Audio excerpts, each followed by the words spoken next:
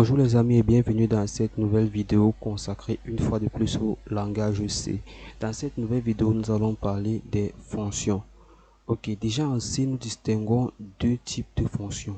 S'il fallait généraliser, nous avons les fonctions prédéfinies, c'est-à-dire des fonctions conçues de base par le langage en fait. Et maintenant les fonctions que nous allons définir nous-mêmes. Ok, donc parmi les fonctions prédéfinies, nous pouvons avoir la fonction de lecture, d'écriture, celle qui comptera les chaînes de caractères, etc. Bref, les fonctions propres à certaines bibliothèques. Donc, celles que nous manipulons très souvent sont scanf et printf pour balayer ça de façon assez brève. Maintenant, en ce qui concerne les fonctions déjà définies, que nous allons définir, autant pour moi, que nous allons définir manuellement, elles respectent une syntaxe de base, c'est-à-dire nous devons tout d'abord mentionner le type de retour. Quand il s'agit des fonctions, ça veut dire qu'elles vont retourner quelque chose. On doit mentionner ce qu'elles doivent retourner. Si c'est un entier, une chaîne de caractères, c'est pas. Donc, on mentionne le type de retour. Ensuite, on mentionne les paramètres s'il y en a, parce que les fonctions n'ont pas forcément les paramètres. Ces paramètres peuvent être des entiers, des réels, des chaînes de caractères, et j'en passe.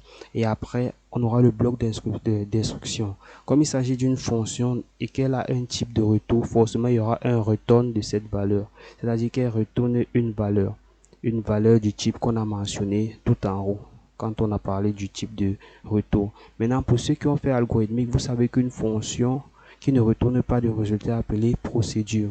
Et lorsqu'il s'agit d'une procédure, au niveau où on est censé mettre le type de retour, on va mettre void pour dire en fait que cette fonction ne va rien retourner en fait.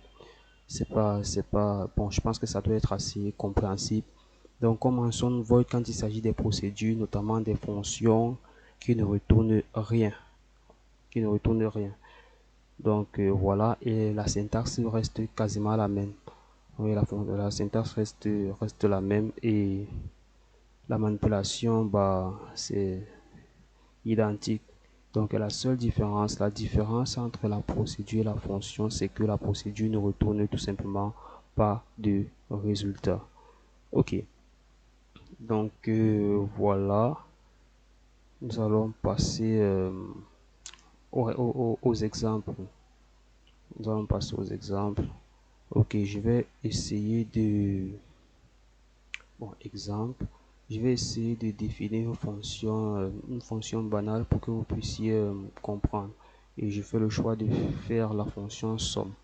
Ok, la fonction qui va retourner la somme de deux entiers, int a et int b. Ok, donc voilà, j'ai deux entiers a et b. Ok, j'ai dit que ces entiers a et b qui me seront donnés par l'utilisateur, je définis une variable somme qui va prendre ces éléments.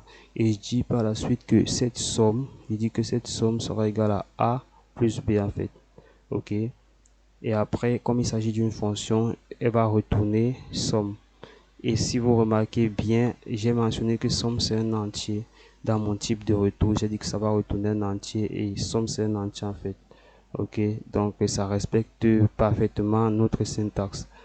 Donc, bref, nous allons faire, cette vidéo n'est pas censée être tellement compliquée. Le but, c'est vous faire comprendre ce que c'est qu'une fonction et les grandes lignes, en fait. Maintenant, je vais vous montrer comment appeler une fonction, comment faire appel à cette fonction, comment on l'utilise. Ok, comment utiliser cette fonction. Ok, c'est important de commenter afin que vous puissiez mieux comprendre. D'ailleurs, dites-moi si cette façon d'expliquer vous plaît et voilà. Donc, on va continuer. Comment appeler une fonction? Pour appeler une fonction, c'est très simple. On le fait par son nom. Ok. Donc ici, là, je vais créer une variable test. Et là, j'appelle directement ma fonction. Je fais appel à ma fonction. Ma fonction est censée me retourner la somme. Et cette somme sera directement affectée dans la variable test. Je pense que à ce niveau, si vous avez déjà atteint ce niveau de la formation, normalement, vous devrez déjà comprendre des éléments comme ça. Ok, maintenant je fais appel à une fonction de base que j'ai énoncée plus haut, la fonction print pour l'affichage. Vous voyez qu'on fait d'une pierre deux coups. On utilise les fonctions de base et on utilise les fonctions que nous avons nous-mêmes définies. Et je dis que la somme est égale à pourcentage d, c'est-à-dire et le pourcentage et la valeur du pourcentage d, c'est la valeur du test. Ok, bon, là c'est vraiment un code basique, B à bas, c'est vraiment simple.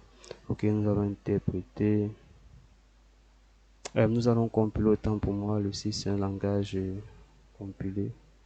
Nous allons compiler, comme le signal une erreur.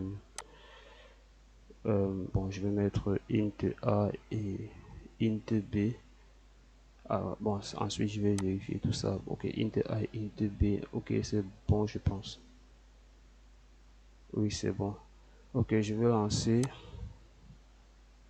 Et vous voyez, ça me met que la somme, voilà, ça me donne la somme, comme dit que la somme est 5. Ok, donc notre fonction marche parfaitement. Il n'y a aucun problème à ce niveau-là. Donc voilà, je vais essayer de rendre ça un peu plus dynamique en créant une variable dans laquelle je vais demander à l'utilisateur d'entrer une valeur et je vais prendre cette valeur et additionner cela avec plus 1. Donc je crée ma variable A et j'utilise le scanf pour demander à l'utilisateur d'entrer cette valeur. Bon, pas à Z. Bon, je crée une variable Z parce que certains vont se dire que c'est parce que j'ai mis comme paramètre A que je demande à l'utilisateur d'entrer une variable et je nomme cette variable A. Non, pas forcément. Les paramètres sont propres à la fonction. Donc, ils sont utilisés juste dans la fonction. Hors de la fonction, je nomme mes variables comme je veux. D'accord? Ok. Donc, j'ai créé une variable Z. Je pouvais mettre A si je voulais. D'accord? Ok. Donc, voilà en fait. Donc, je dis que à Z, tu ajoutes 1. Donc, tu utilises la fonction et tu me mets 1 à l'intérieur. Tu m'additionnes cela avec plus 1. Je crois que c'est assez compréhensible. Il y a une petite erreur. Il y a une petite erreur. Ok, bon, l'erreur, c'est au niveau du scanf. Voilà, une erreur qu'on commet très souvent. On oublie le « et ». Voilà. Soyez très attentif quand vous codez. Voilà. Donc, vous voyez, je teste, ça fonctionne. Donc, peu importe le chiffre que je vais mettre, ça m'ajoute, ça me fait la somme de ce chiffre avec 1.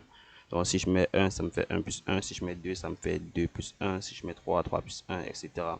5, 5 plus 1, voilà. Donc voilà pour ce qui est des fonctions en C de façon générale.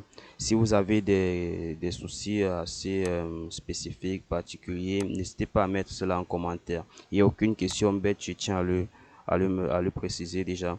Ok.